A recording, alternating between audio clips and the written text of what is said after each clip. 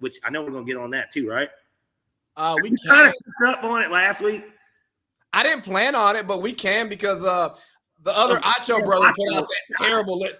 Why are the Achos on TV? Whose fucking tapes do they got? What do they got? The Washington emails? At this point, you have to think so. Either that or they know something about the Texans too. I mean, these guys have got to know something that they're just not letting on there. Because I didn't know the Achos existed until they were on TV. Me neither. I had to look him up. I'm like, former NFL player. And then he looks young too. And then you're like, oh, this guy played in the league for like 3 years. I mean, it's not like Swagoo, he didn't have a great NFL career, but he was a legit NFL player who was a top draft pick and was one of the top players coming out of Louisiana. Or I'll even give you two better.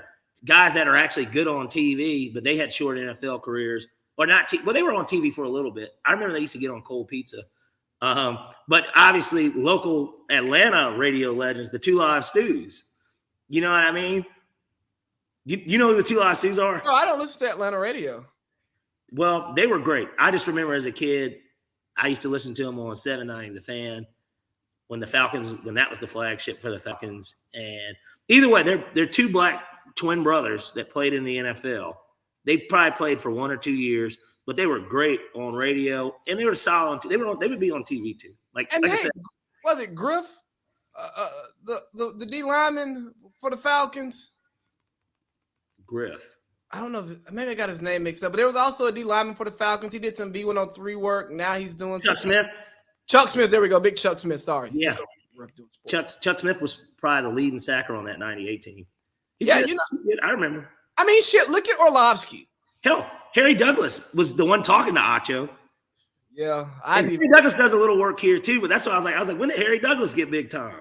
I've seen him on ESPN a couple of times, but ESPN, they're afraid of putting superstars on TV too often. Like, think about it.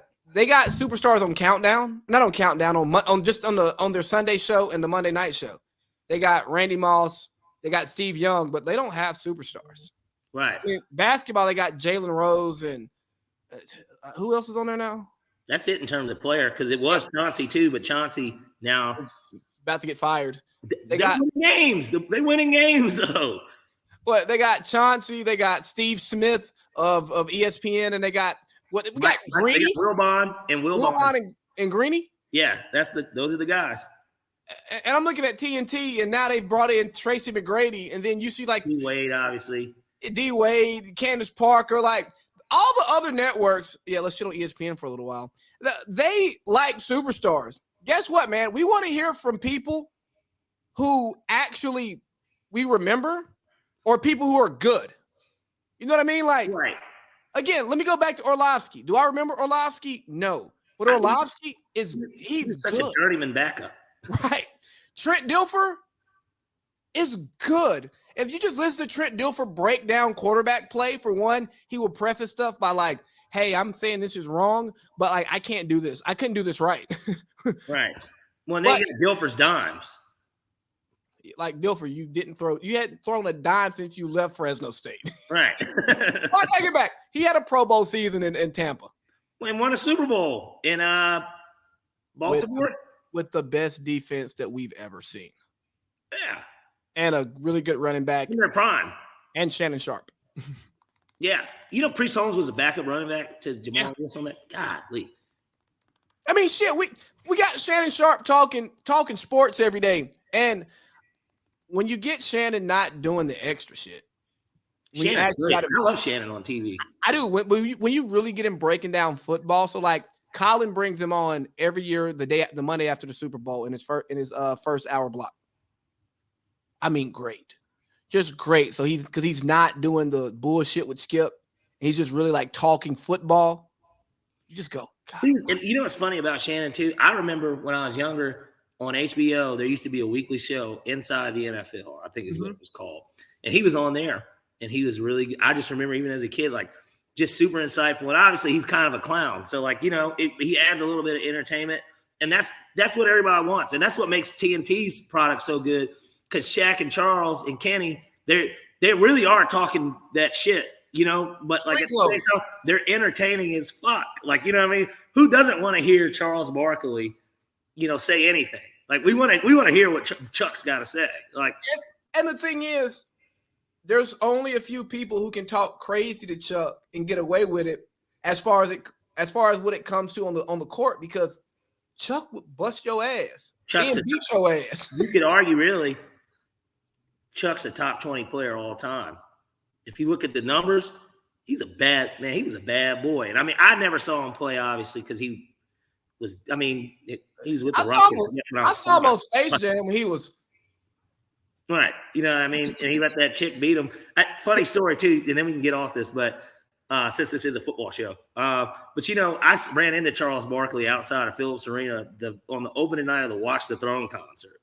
And he had two white women in his army. You know what I said to him? What'd you say? Now, granted, we were at my brother's house and, walking distance, kind of similar to my house. Okay. To Phillips. So before we left, we were doing, have you ever had a flaming Dr. Pepper? No. Is that Armoretta. Okay.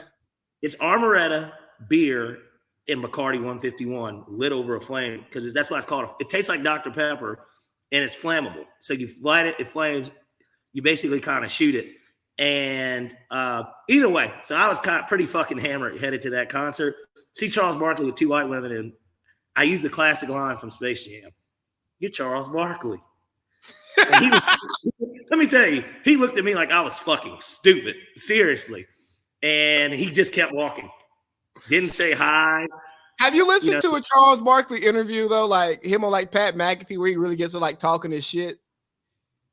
Mm-mm. So if you listen to him on Pat McAfee or Dan Patrick. Dan Patrick, yeah, DP. Dan Patrick too. Yeah, I love Dan Patrick. You'll understand why he looked at you that way. Because he's really what's this fool saying this shit to me? He's really a get the fuck out my face type of nigga. Well, he probably didn't want me to say anything. Maybe at worst, just nod, which I do with most celebrities. But I was drunk as shit. And you're 18, 19, man. Yeah, I was 18. Yeah. But the funny thing is, the first thing that came to my mind was literally, you're Charles Barkley. You just don't want to be that look like Charles Barkley. Right. Big on, want to be? Big on! Right. Unbelievable, man. I might watch Space Jam tonight. You need to watch Genius. What's that? The Kanye Netflix thing. I'm waiting for all three to come out. I'm going to binge them, and then for Big Baby and Parlay Pete podcast, we're definitely deep diving on that one. Yeah, we got it. And okay, yeah. So you're going to be here, right? Yeah. All right. We need to strategize and figure out marketing, all that, so we can get it. And then I know we might not be able to do the pictures this week, but certainly the next time you're up here, we can get our pictures and stuff done. I mean, we could try it. I mean, I'm sure Justice wouldn't mind, and I got a camera. Okay, yeah, and we can game plan that off mic, because we can definitely make that happen. Because if we can, I wouldn't mind getting something by the bins, because that's where we spend football season. Yeah, exactly.